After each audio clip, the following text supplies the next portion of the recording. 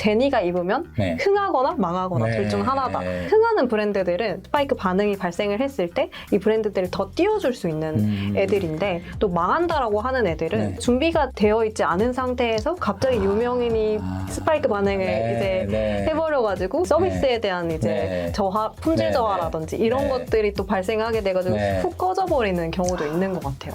그게 사실은 이런 스파이크 반응이 계획해서 준비해가지고 이걸 반응을 일으켜야지, 아무 의도도 안 했는데 우연하게 발생을 하면은 오히려 그런 역효과가 날 수도 있죠.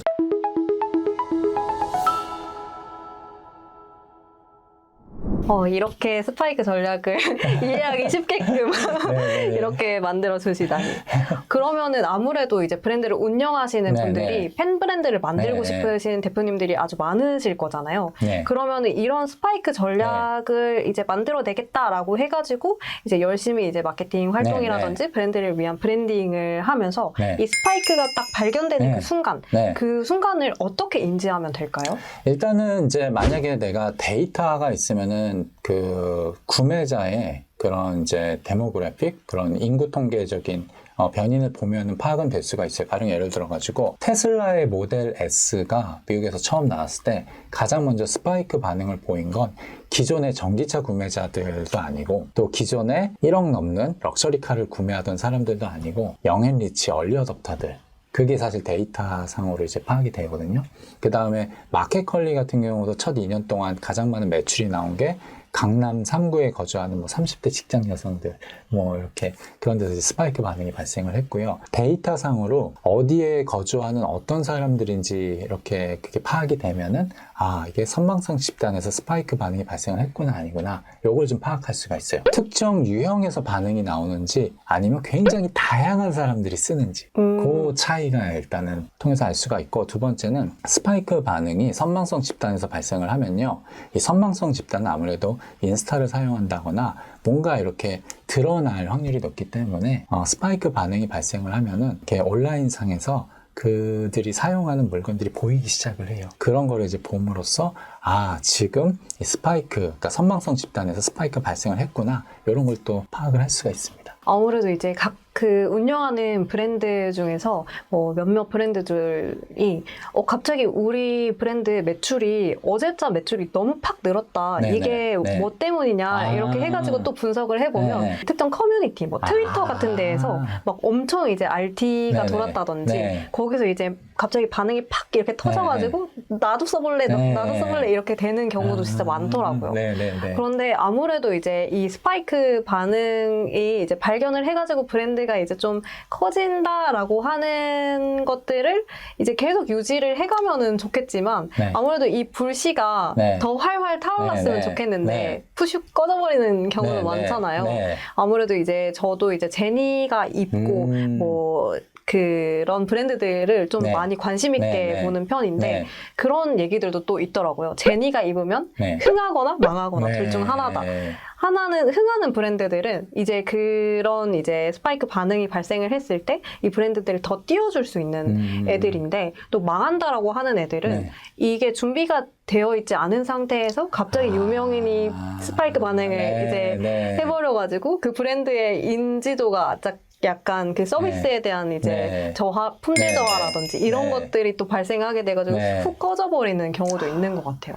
그게 사실은 이런 스파이크 반응이 계획해서 준비해가지고 이걸 반응을 일으켜야지, 아무 의도도 안 했는데 우연하게 발생을 하면은 사실은 이게 오히려 그런 역효과가 날 수도 있죠. 준비가 안 된 상태다 보니까 이제 일부의 그런 선망성 집단이 좋아했는데 사람들이 이제 써보니까 실망할 수도 있는 거고, 그러면 오히려 이제 역효과가 나기 때문에 일단은 철저하게 준비를 해가지고 할 필요가 있고요. 두 번째는요, 이게 선망성 집단에서 스파이크 반응이 발생하면 일단 유행은 쉽게 돼요. 근데 문제는 이들이 다른 브랜드로 넘어가면 그 유행이 완전히 없어지겠죠. 그래서 스파이크 전략은요, 스파이크를 만드는 것도 중요하지만 이 1%의 사람들을 계속 내 편으로 이렇게 만들고 관계를 유지하는 게 정말 중요합니다. 그래서 만약에 이제 어떤 특정 유형의 사람들이 내 브랜드를 먼저 굉장히 좋아했다. 그러면 이 사람들이 이 하나의 제품을 계속 좋아할 수는 없잖아요. 이 사람들이 계속 내 브랜드를 좋아할 수 있게끔 이들을 만족시킬 수 있는 제품과 서비스가 계속 제공이 돼야 되고요. 또 이들과 좋은 관계를 또 이제 구축을 할 필요가 있어요. 그래서 이 1%를 계속 나의 팬으로 만들어야 나머지들도 계속 내 팬이 된다. 요거를 이제 딱 명심할 필요가 있는 것 같아요. 이해가 됐습니다. 팬 사인회 하듯이 이제 계속 이제 친밀감을 유지를 하면서 네네. 그 그쵸. 브랜드를 네. 좋아하는 사람들을 네. 완전 내 편으로 네. 만드는 네. 그런 전략을 가져가야 네. 된다는 네. 말씀이시죠? 그런데 조금 궁금한 점이 아무래도 그 브랜드에서 이제 타겟으로 하는 그 1%의 네. 유형들이 네. 비슷하다라고 하면은 그 사람들도 또 취향이 바뀌는 거잖아요. 네네. 그러면은 우리 브랜드가 운영하는 그 브랜드 에센스, 그 네, 가치가 이런 한 방향성으로 나아가야 좋은 건지 네. 아니면 이 1%가 바뀌는 거를 네, 좀 네. 따라가서 네. 그 1%와 함께 나의 브랜드의 네. 에센스를 좀 바꾸는 게 좋은 아. 건지 궁금하더라고요. 네, 너무 좋은 질문이신데요. 그래서 제품 하나만 가지고는 이들의 지속적인 어떤 만족을 얻어낼 수는 없어요. 왜냐면 이들의 취향이 바뀔 테니까. 그래서 중요한 게 제품 너머에 있는 브랜드의 정신이나 혼, 철학 이런 거예요. 그래서 브랜드가 담아내는 어떤 정신이나 철학 이런 게 이들의 공감을 얻어내면 그러면 이제 이들이 특정 제품이 아니라 브랜드 자체를 좋아하겠죠. 사실은 이제 제품도 중요하지만 브랜드 자체가 자기만의 어떤 분명한 철학이나 개성을 갖고 이들의 공감을 얻어내는 게 정말 중요해요. 그래서 일단은 그게 중요한데 이것도 시간이 아주 오래 지나면 또 이제 이들의 공감을, 그러니까 브랜드 에센스가 한동안은 이제 많은 사람들의 공감을 얻어내다가 그 시간이 오래 지나면 그렇지 못할 수도 있죠. 그럴 때는 또 시대에 맞게끔 브랜드가 거기에 맞는 에센스를 또 추가를 해줘야 되겠죠. 그래서 일단 당장은 제품보다 에센스가 중요하고 오래 이제 긴 시간대로 보게 되면 에센스도 그들이 이제 원하는 것에 따라서 조금씩 진화를 해 나갈 필요는 있습니다. 역시 사람이 바뀌듯이 이제 네. 브랜드들도 이 세상이 변화하는 거에 맞춰서 그쵸. 조금씩 변화를 그쵸. 해야 된다는 네. 말씀이시군요. 맞아요. 네. 그리고 갑자기 생각이 난 건데 네.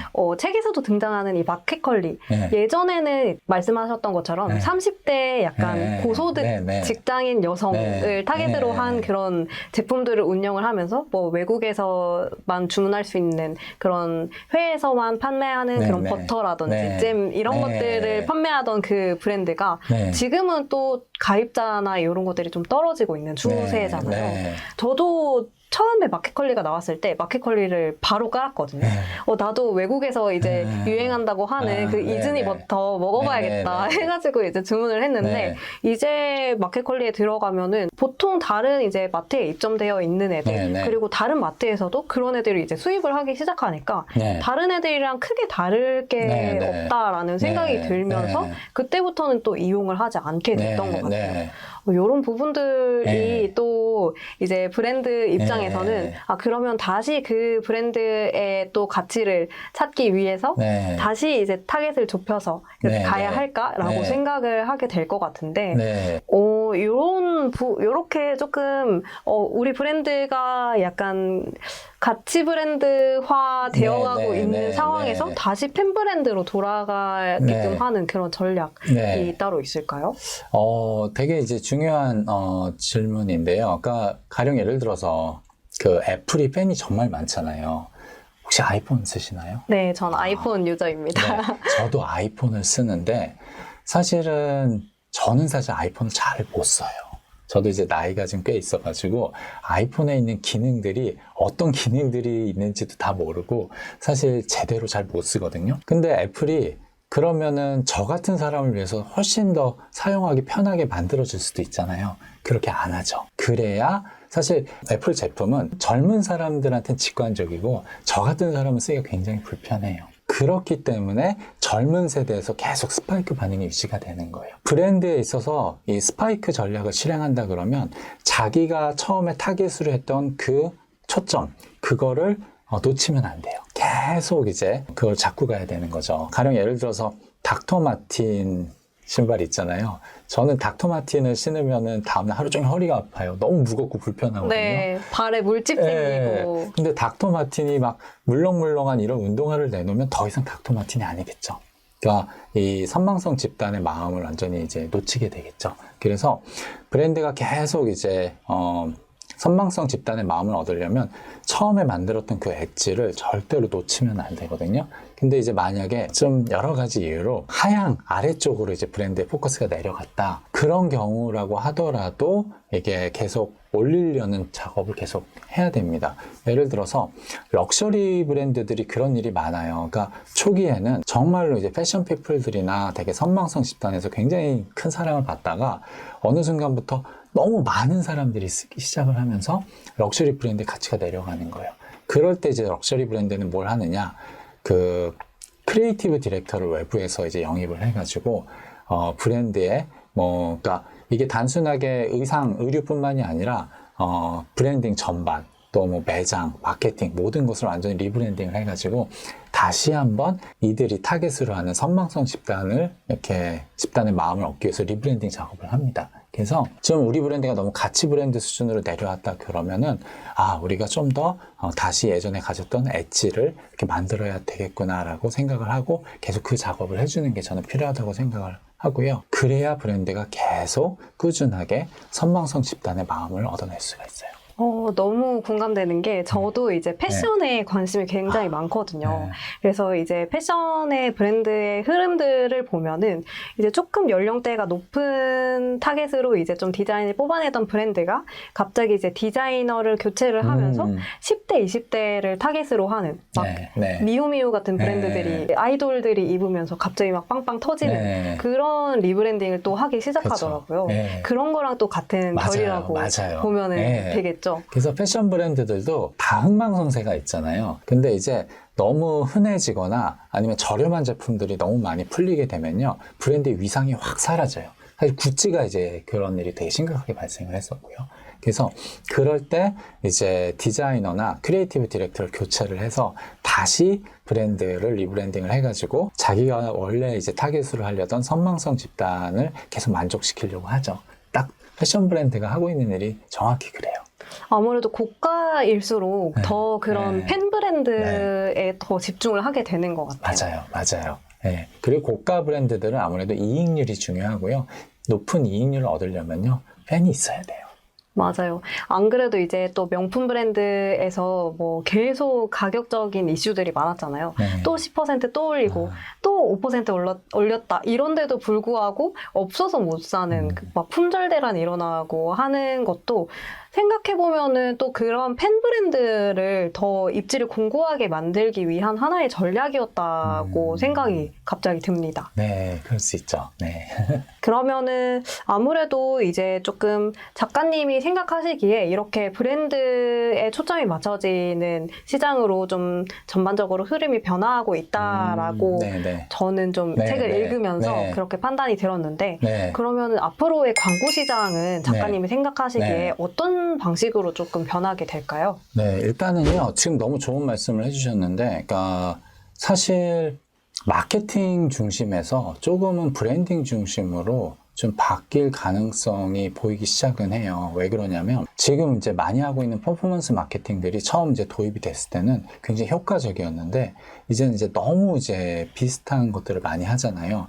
그러다 보니까 그거 플러스 알파가 이제 필요해지기 시작을 하는 거죠. 그래서 퍼포먼스 마케팅과 더불어서 브랜드의 어떤 엣지를 이제 부과한다거나 브랜드의 어떤 에센스를 만드는 작업을 한다거나 브랜딩이 가미가 됐을 때 퍼포먼스 마케팅도 훨씬 더 이제 효과를 더 발휘하게 되는 그런 시대가 되는 것 같아서 이게 이제 뭐 브랜딩보다 마케팅이 더 중요했던 시대가 있었다면은 조금씩 브랜딩의 중요성이 좀 강해지는 것 같긴 합니다. 네, 저도 진짜 이 현직에 있으면서 굉장히 많이 느끼는 게 이 브랜드를 좋아할 만한 그 대상을 퍼포먼스의 관점으로 보면은 요즘에 이제 마케팅의 세팅 상태는 뭐 머신러닝이라든지 최적화라든지 이런 식으로 되어 있기 때문에 최대한 많은 사람들에게 연령대 상관없이 전부 다 소재를 노출을 시켜가지고 반응이 있는 사람들을 점점 좁혀가면서 찾는 그런 식의 퍼포먼스들이 굉장히 많거든요. 그리고 실제로 매체에서 적용되는 그런 광고들도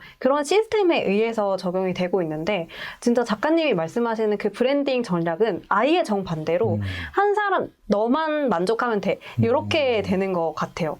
그런데 저는 이게 정말 중요하다고 보는데 이 1%를 만족시키지 못하는 상태로 브랜드를 운영을 하게 돼버리면 마케팅적으로 이제 퍼포먼스적으로 이렇게 풀어내려고 해도 결과적으로는 소비자들이 다른 1%를 가지고 있는 그 브랜드 쪽으로 또 이탈을 하게 그쵸. 되더라고요. 그렇게 되면은 결국은 계속 가격 싸움을 해야 되는 거예요. 그 쿠팡에서 이제 뭐 최저가 이렇게 네. 뜨는 것처럼 이렇게 또 경쟁을 하게 네. 되는데 네. 또 요즘에는 또 다른 게 최저가라고 해서 사람들이 다 최저가를 구매를 하는 게 아니라 오히려 더 안 좋게 본다 이런 인식들도 있더라고요. 이거는 유통기한이 짧아서 최저가로 등록이 네. 되었을 것이다. 뭐 아니면은 뭐 이거는 뭐 진짜 가짜 제품이라 가지고 네, 성분이 네, 다를 것이다. 네, 네. 이렇게라든지 그렇죠. 네. 너무 이제 최저가 전략으로만 가니까 이게 너무 낮으면은 네. 의심을 하게 네. 되고 이렇게 되는 것도 좀 네. 있는 것 같아요. 네, 맞아요. 그래서 더더욱 내 브랜드가 다른 브랜드와 차별화되는 나만의 브랜드를 만드는 작업이 점점 중요해지는 것 같아요. 이러한 브랜드에 대한 이제 에센스를 가지기 위해서 저는 진짜 이 구절에 있더라고요. 그 대표님이 본인만의 이제 가치 있는 그런 취향을 가지고 있는 사람이 아니면 마케터에게 맡겨라. 이런 얘기가 또 적혀 있어가지고 그렇지. 마케터에게 맡기셔야 됩니다. 그러니까요. 그러니까 그게 사실은 제가 되게 하고 싶었던 이야기인데요. 결국은 고객의 마음을 얻는다는 건 그 사람들의 취향을 만족시킨다는 거거든요. 근데 이제 저희가 지금 얘기를 하는 게 그냥 아무나의 취향이 아니고 정말로 유행을 전파시키고 취향을 전파시킬 수 있는 사람들의 취향이잖아요. 이 사람들이 사실 되게 안목이 뛰어나고 좋은 취향을 갖고 있는 사람들이에요. 근데 만약에 마케터가 그런 취향을 갖고 있지 않다면 그럼 만족시킬 수가 없겠죠. 그래서 만약에 회사의 경영자 자신의 취향이 이들과 좀 맞지 않는다. 물론 취향이 좋을 수 있죠. 좋지만 맞지 않는다. 그럴 경우에는 마케터한테 맡기는 게 훨씬 좋습니다. 아무래도 이제 타겟이 되는 타겟군들의 취향과 어느 정도 부합을 해야 되는데 나는 음식으로 예를 들면은 나는 국밥을 좋아하는데 우리 물건을 사는 사람들은 파스타를 좋아한다라고 하면은 국밥을 포기할 수밖에 없는 그런 결과도 같다고 볼 수 있을 것 같습니다. 맞아요. 아무래도 이렇게 이제 브랜드에 대한 그 브랜드의 가치를 높이는 일들, 그리고 나의 이제 브랜드를 찾아주는 팬들을 만들어내는 일들이 실제로 이 마케팅 시장에서는 점점 더 이제 또 영향력이 올라가는 것 같아요. 이 CRM 마케팅이라고 해가지고 아예 우리 홈페이지에 유저로 방문했던 사람들에게 메시지를 보내면서 쿠폰을 증정한다든지 이벤트를 또 알림을 한다든지 이러한 이제 마케팅 방법도 계속 이제 더 떠오르고 있는 추세이기는 하거든요. 그래서 이렇게 너무 퍼포먼스로 이제 가던 그 마케팅 시장이 점점 브랜드 쪽으로 이제 초점이 맞춰져 가면서 이 밸런스를 찾기 위한 그 작업들이 굉장히 중요한 것 같아요. 근데 저희 같은 경우에는 또 퍼포먼스 대행사이다 보니까 퍼포먼스를 어떻게든 일으켜내야 되는데 브랜드에 대해서 아무런 고민도 하지 않으시는 그런 대표님들이 또 많으신데 그렇다고 해서 또 가치 브랜드 그것도 아닌 그런 애매한 단계에 이제 대표님들은 좀 많으신 것 같아요. 그런 경우에는 우리 브랜드가 뭘 초점으로 가져가면 좋은지를 판단하는 그런 기준이 있다면 이제 작가님이 생각하시기에는 우리 브랜드는 팬 브랜드에 좀 더 가까워 아니면 가치 브랜드로 이제 좀 초점을 가지고 해야겠어라는 것을 판단하는 기준이 있다면 어떤 게 있을까요? 일단은 자신이 원하는 게 그냥 뭐 이익률이 낮더라도 일단 당장 많이 파는 게 중요하다. 판매 자체가 이제 목적이다. 그리고 꼭 이렇게 충성 고객이 있을 필요는 없다. 당장 이제 물건을 많이 파는 게 중요하다. 그러면 그냥 가치 브랜드가 되는 걸 목표로 할 수도 있고요. 근데 만약에 내가 좀 나만의 충성 고객, 팬을 만들고 이익률을 좀 높이고 싶다. 그러면 이제 팬 브랜드를 지향하는 게 맞을 것 같아요. 그러면은 약간 저는 생각을 했던 게 네. 일회성 생활용품 쪽은 아무래도 팬 브랜드를 만들기가 조금 어렵잖아요. 그러면은 자연스럽게 또 가치 브랜드 쪽으로 이제 가게 되고, 아니면 화장품이나 명품 같은 경우에는 팬 브랜드를 택하게 되고, 카테고리별로 좀 더 이제 좀 초점을 맞출 수 있는 그런 브랜드들이 좀 다른 것 같다라는 생각도 갑자기 좀 네. 듭니다. 그러니까 크게 보면은 이제 그런 이제 카테고리별로 좀 이렇게 나눠질 수도 있는데, 또 생활용품이나 이렇게 좀 저가 제품들에서도 팬 브랜드가 충분히 만들어질 수는 있죠. 그래서 뭐 가령 예를 들어서 미국의 트레이더조 같은 슈퍼마켓은요, 물건의 90%가 PB 제품이에요. 그래서 이제 어떻게 보면 가격으로 이렇게 승부를 하는 데인데, 미국에서 팬이 가장 많은 슈퍼마켓이거든요. 그래서 이게 가격으로 경쟁하는 브랜드라고 하더라도 충분히 많은 팬을 만들어내는 게 가능은 합니다. 이렇게 조금 다양한 영역의 그 팬에 대한 네. 얘기, 아니면은 뭐 브랜드에 대한 얘기를 또 해봤는데, 이렇게 이 책을 읽었을 때 저는 도움이 너무 많이 아유, 됐었거든요. 너무 감사합니다. 네. 꼭 이제 브랜드를 만드시는, 창업하시는 대표님들이나 아니면은 진짜 지금 브랜드를 운영을 하고 있는데 내가 지금 어떤 브랜드의 가치관을 가져야 될지 모르겠다 하시는 분들이 무조건 읽어야 될 것 같아요. 이거를 읽지 않고 퍼포먼스를 할 수가 없다. 이게 갖춰져 있지 않으면은 저는 퍼포먼스는 솔직히 이게 지금 단계에서는 의미가 없다라는 생각까지 드는데요. 네. 지금 저도 전적으로 동의를 하는데요. 그러니까 모든 마케팅은요, 브랜딩이 먼저 됐을 때 마케팅이 효과가 2배가 되고 3배가 돼요. 근데 브랜드 자체가 이제 에센스도 없고 이게 애매모호하고 엣지가 없을 때는 마케팅으로 이 매출을 올리는 게 잘 돼도 결국은 한계에 이제 직면을 하기 때문에 사실은 둘 다가 준비가 돼야 되긴 합니다. 네. 그래서 일단 브랜드를 시작하시는 분들 무조건 이 스파이크 책을 읽어주셔라 라고 말씀을 드리고 싶고, 이제 마지막 질문을 네. 조금 드려볼까 하는데요. 이렇게 다양하게 브랜드에 대한 연구를 가지고 이제 책을 또 출간을 하셨는데, 네. 혹시 브랜드 쪽으로 네. 조금 브랜드를 창업하시거나 네. 이런 생각이 있으신가요? 일단 저도 그러니까 저는 사업가로서의 자질이 없어요. 그래서 저는 이제 사업을 할 생각은 안 하고 있는데, 그래도 브랜드는 만들어 보고 싶기는 해요. 그래서 이렇게 사람들이 되게 당당하게 되게 자신감 있게 붙이고 다니는 그런 브랜드. 그래서 사실 개인적으로 저도 좀 패션에 관심이 있어가지고 나중에 기회가 되면은 이런 정말 많은 사람들이 이렇게 당당하게 딱 이렇게 써 있는 그런 이름을 붙이고 다니는 그런 패션 브랜드를 한번 만들어 보고 싶긴 한데요. 저는 이제 사업가로서의 자질이 없기 때문에 그런 사업을 하는 사람을 만나게 되면 브랜딩 쪽은 좀 제가 돕고 해가지고 해보고 싶은 마음이 조금은 있습니다.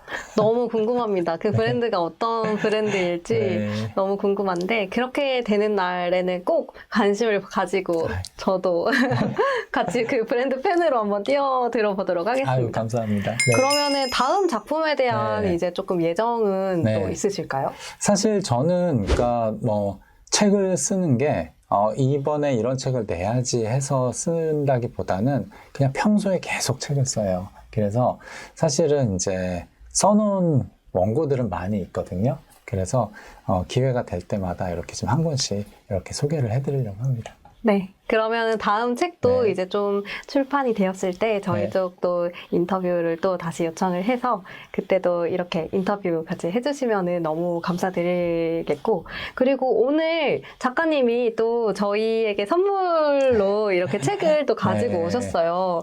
혹시 이 책에 대해서도 조금 간단하게 소개를 해주실 수 네. 있으실까요? 사실 이제 스파이크 책을 먼저 쓰고서 그 다음에 가볍게 이제 쓴 책인데요. 사실 스파이크 이론을 이해하면은 설명할 수 있는 현상들이 굉장히 많아요. 그 중에 하나가 그 나이키 덩크 운동화 있잖아요. 범고래라고. 그게 이제 작년에 엄청나게 한국에서 유행을 했는데, 그것도 정확하게 스파이크 현상으로 설명이 돼요. 그러니까 나이키 덩크 운동화 같은 경우도 정말로 사회적으로 이런 대규모 유행하기 발생하기 정확히 2년 전에 미국과 한국의 패션 피플들, 선망성 있는 사람들이 먼저 덩크를 신기 시작을 하고요. 그러면서 그들의 취향이 나머지 사람들에게 이렇게 확산이 돼서 유행이 만들어졌거든요. 그래서 그 과정을 설명하는 책입니다. 너무 재밌을 것 같습니다. 네. 아무래도 이제 브랜드에 대한 최종 결정판이다라고 하는 게 바로 스파이크 이론이라고 할 수 있는데, 이런 이론들을 뒷받침해 줄 수 있는 다른 이제 네. 책들 또 같이 읽어보면은 너무나도 도움이 많이 될 것 같고, 다음번에도 또 출간을 하는 책이 있다면 저희가 먼저 연락을 드리겠습니다. 감사합니다. 네. 오늘 이렇게 인터뷰에 응해주셔서 너무 감사드리고, 네. 궁금하신 부분들이 있다면은 댓글로 이제 또 남겨주시면은 저희가 또 작가님이랑 소통하거나 아니면은 저희 쪽에서 이제 댓글을 달면서 궁금하신 부분들 또 해소해드리게끔 그렇게 해드리겠습니다. 네, 그러면 오늘 인터뷰 너무 고생 많이 하셨고, 네. 너무 수고하셨습니다. 감사합니다. 네. 고생하셨습니다. 네.